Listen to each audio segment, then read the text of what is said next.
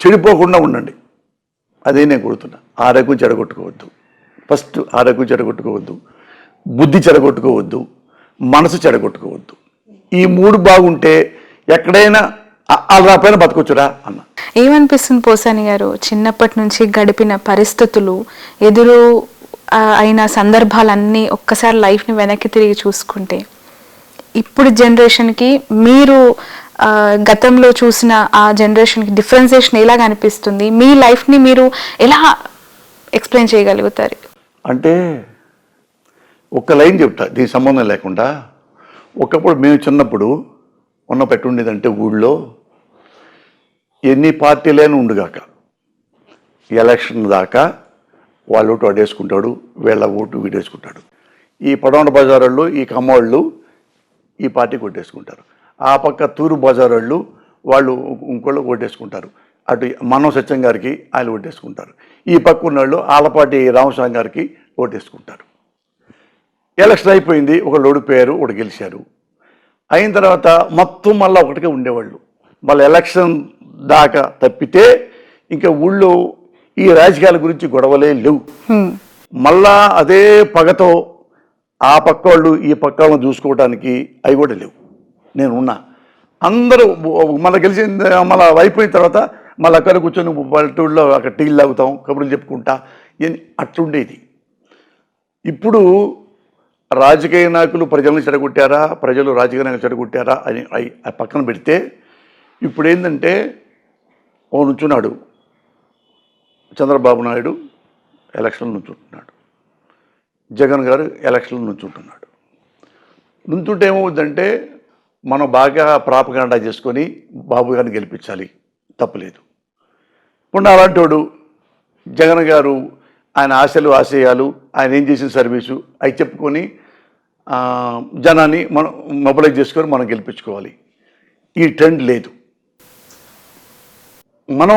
మన బాబు గారు గెలవాలంటే జగన్ గారిని ఏం చేయాలి? అన్పాపులర్ చేయాలి, ఇంట్లో పెళ్ళాం బిడ్డలు తిట్టాలి, వాళ్ళ అమ్మని తిట్టాలి, వాళ్ళ చెల్లెల్ని తిట్టాలి. ఆయనతో ఎవరైనా చచ్చిపోతే జగన్ మీనే వెయ్యాలి, జగన్ భార్య మీనే వెయ్యాలి, భారతి గారి మీద వెయ్యాలి. దీనికి కూడా తట్టుకోక ఇంకా గెలుస్తున్నాడేమో అంటే మళ్ళీ తీసుకెళ్ళి వేరే వాడి ద్వారా సెంటర్ వెళ్ళిపోయి ఇతను వాళ్ళ నాన్న ఉండంగా ఆ నాన్న పేరు చెప్పుకొని రాంగు రూట్లు సంపాదించాడు అని ఒక రాంగు సాక్ష్యం పెట్టి, ఇప్పుడు ఏంటంటే ఎవరికైనా నిజం ముఖ్యం కాదు, సాక్ష్యం ముఖ్యం. ఒక అమ్మాయి ఒక అబ్బాయి ఫేస్ టు ఫేస్ ముద్దు పెట్టుకుంటున్నారా, ఇది అక్రమ సంబంధం. ముద్దు తీసిన తర్వాత ఒరే ఇది పెళ్ళామా, కాబోయే భార్య, లేకపోతే గర్ల్ ఫ్రెండా, లేకపోతే చెల్లెల్ని నుదురు ముద్దు పెట్టుకుంటున్నాడా, ఇవి ఎక్కువైపోయినాయి. చివరికి అయ్యో జైల్లో పెట్టించామే, జైల్లో పెట్టింది బయట రాగానే జైలుకి వెళ్ళొచ్చాడు, జగన్ జైలుకి వెళ్ళొచ్చాడు అంటే లంచగొండి కదా, స్టే వచ్చింది కనుక అని. దీంతో పాటు ఏదైతే సమాజానికి ఒక గోడలాగా మరొక అద్దంలాగా ఉండాల్సిన మీడియా కూడా ఓటర్ కంటే హీనంగా, కార్యకర్త కంటే హీనంగా, అనుచరుల కంటే హీనంగా తయారైపోయి ఈ జగన్ గారిని ఎలా చంపొచ్చు, మెంటల్లీ ఎలా చంపొచ్చు, మెంటల్లీ చచ్చిపోతే ఫిజికల్లీ ఎలా చంపొచ్చు, ఆ లెవెల్కు సాగుతుంది ఇప్పుడు రాజకీయం. అది ఇది తేడా, నేను చూసిన తేడా. అంతకుముందు అందరూ ఆ పక్క ముస్లిమ్స్ ఉండేవాళ్ళు, ఈ పక్క గౌడాస్ పాలెం, ఈ పక్క సాయిబుల పాలెం ఉండేది, ఈ పక్క యాదవ్ పాలెం ఉండేది, ఈ పక్క కమ్మాళ్ళు ఉండేవాళ్ళు, ఈ పక్క తెలగాలు ఉండేవాళ్ళు. అందరూ అసలు పంచాయతీ ఎలక్షన్ వచ్చినా అందరూ వేరు ఉంటారు, లేనప్పుడు అందరూ ఇక్కడే అన్నదమ్ములాగా ఉండేవాళ్ళం. నేను ఉన్నంతకాలం అలాగే ఉన్నా. నేను అన్ని ఇళ్ళకి వెళ్ళేవాడిని, అన్ని ఎస్సీల ఇళ్ళకి, ఎస్టీల ఇళ్ళకి. ఇప్పుడు నా క్లోజ్ ఫ్రెండ్ ఉంటాడు బుజ్జి అని మాలపల్లిలో, నేను బావా అనుకుంటాం చిన్నప్పుడు. అప్పటి నుంచి నాది ఇప్పటికి అదే ఉంది. నేనేం చెడిపోలేదు, మా బావ సాలమన్ రాజు చెడిపోలా. ఉన్నవాళ్ళు మంచి వాళ్ళు ఉన్నారు, కానీ ఇది ఎక్కువ ఉండిపోయిందండి. ఇది ఎక్కువ ఉండిపోయింది ఇప్పుడు. ఇవి నేను కళ్ళ ముందు చూస్తున్నా, కళ్ళ ముందే చూస్తున్నా. ఓకే, మరి దీనికి ఏం చెప్పగలం? ఇప్పుడు ఎవరికైనా సరే, ఏ దేశంలో అయినా సరే, డెమోక్రసీ కంట్రీలో ఒక అధికార పక్షానికి ప్రతిపక్షం ఉంటుంది. రిపబ్లికన్ కానీ, డెమోక్రట్స్ కానీ, అమెరికా కానీ, బ్రిటన్ కానీ, ఎక్కడైనా కానీ, మన ఇండియా కానీ, డెమోక్రట్స్ కంట్రీలో ఎలక్షన్లో గెలిస్తే, సపోజ్ కాంగ్రెస్ గెలిచింది అనుకోండి, బీజేపీ ప్రతిపక్షంగా ఉంటుంది. బీజేపీ గెలిచారు వాజ్పేయి, కాంగ్రెస్ ప్రతిపక్షంగా ఉంటుంది. ఉన్నప్పుడు ఒకప్పుడు ఏమయ్యేదంటే, ఏమండి ప్రధానమంత్రి గారు ఈ తప్పు జరుగుతుంది, ఇది తప్పు దిద్దుకోవాలి మీరు అని ఉండేది ఒకప్పుడు.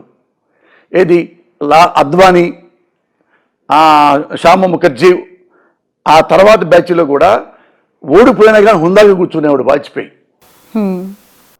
ఓడిపోయినా హుందాగా కూర్చునేవాడు, అడ్వైజ్ చేసేవాళ్ళు. ఇందిరాగాంధీ మంచి పని చేస్తే శబాష్ అనేవాడు.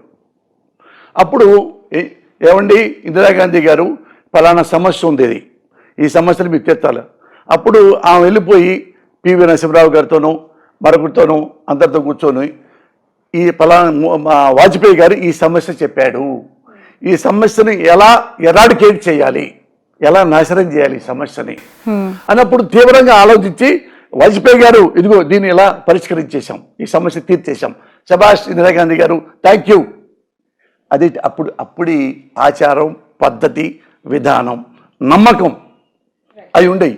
ఇప్పుడు ఇప్పుడు ఇప్పుడు పోసాన అనేవాడు ఉన్నాడు, ఒక పెద్ద ముఖ్యమంత్రి ఎవరో ఉన్నారు, లేదా ప్రధానమంత్రి ఉన్నాడు.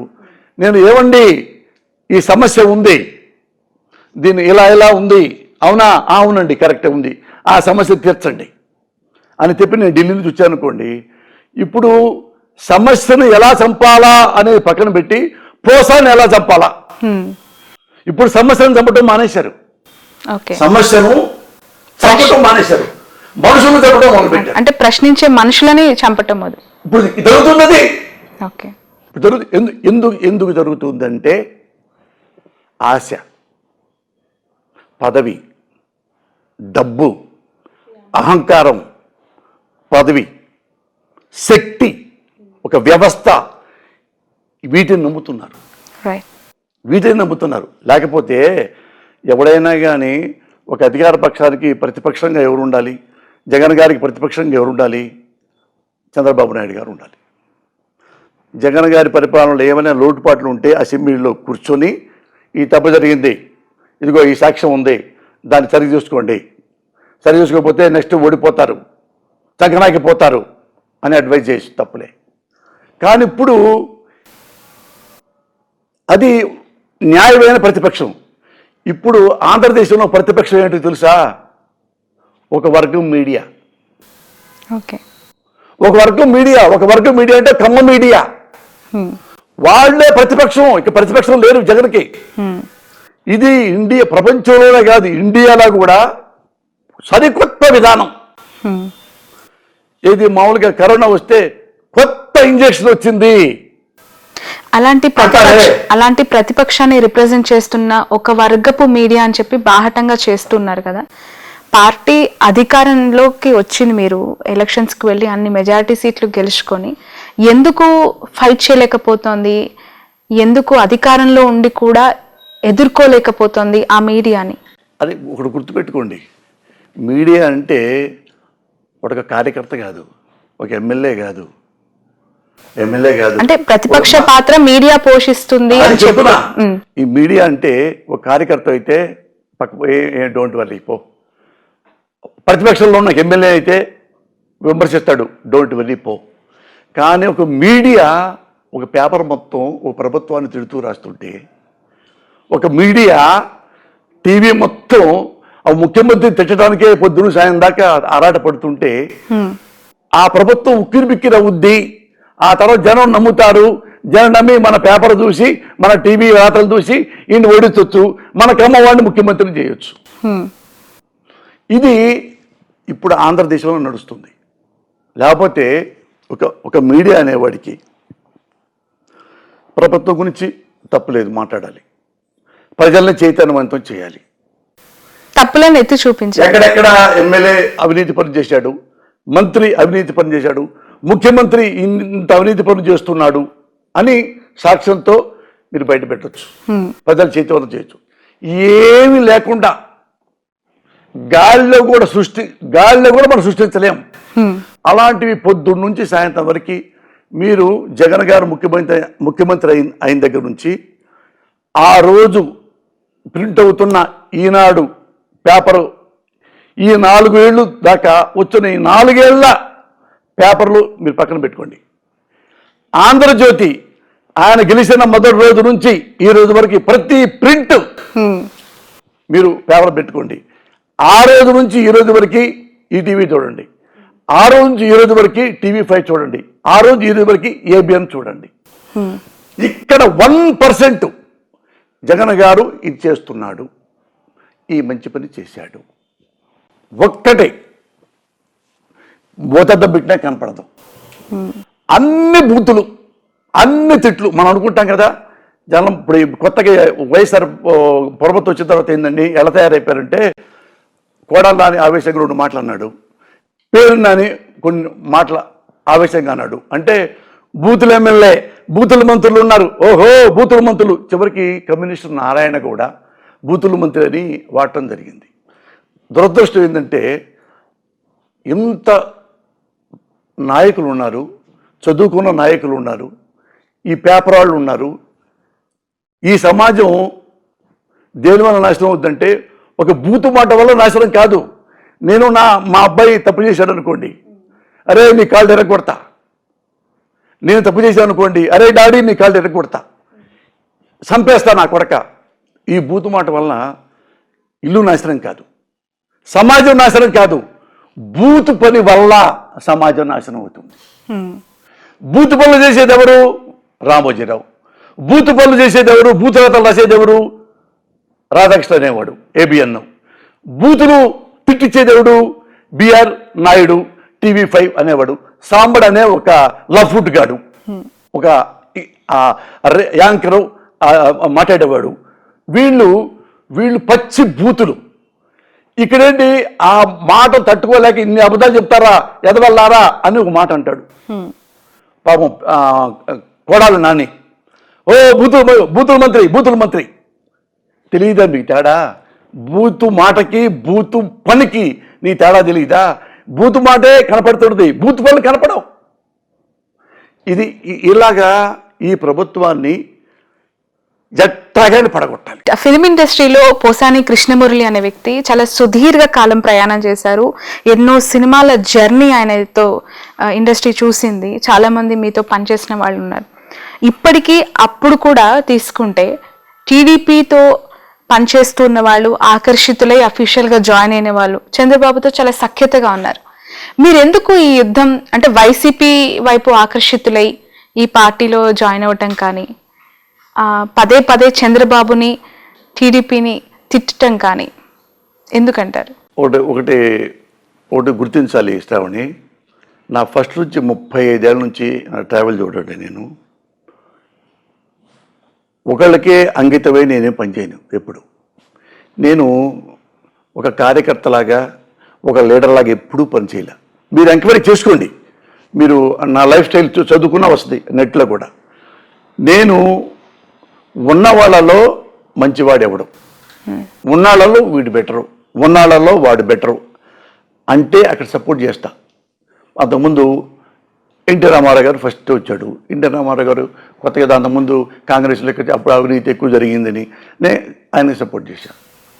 ఆయన ఎప్పుడు కొంచెం కొన్ని పనులు నాకు పిచ్చి పనుల్లా కనిపించాయి. ఆయనలో ఉన్న ఒక పక్క బలహీనత ఏంటంటే అధికారులను నమ్మడం. ఎవరైతే బ్యూరోక్రాట్స్ ఉన్నారో, ఎవరైతే IAS ఆఫీసర్లు ఉన్నారో, మంచి ఆఫీసర్స్, వాళ్ళ మాట నమ్మటం మానేశాడు. నమ్మడం ఆయనకేంటంటే ఒక గుడ్డి నమ్మకం ఏంటంటే ఎమ్మెల్యేలు లంచాలు తీసుకుంటారు, మంత్రులు లంచాలు తీసుకుంటారు, అధికారులు గవర్నమెంట్ ఉద్యోగస్తులు లంచాలు తీసుకుంటారు. అది ఆయనకి ఎందుకు మైండ్లో పడిపోయింది. అందుకే మంచి అధికారులను కూడా నమ్మేవాడు కాదు. అట్టా ఆ బాధలో కొంతమంది ఇక రిజైన్ చేసి పారేసి సెంట్రల్కి వెళ్ళిపోయారు, ఓకే. కేంద్ర సర్వీస్కి వెళ్ళిపోయారు రామారావు గారి హయాంలో. అట్లా ఆయన కొంత వేరే ఏదైతే డెసిషన్స్ తప్పు చేసినా కానీ ఇలాంటి పొరపాట్ల వల్ల ఏంటంటే అతను చాలా డిగ్రేడ్ అయిపోయాడు.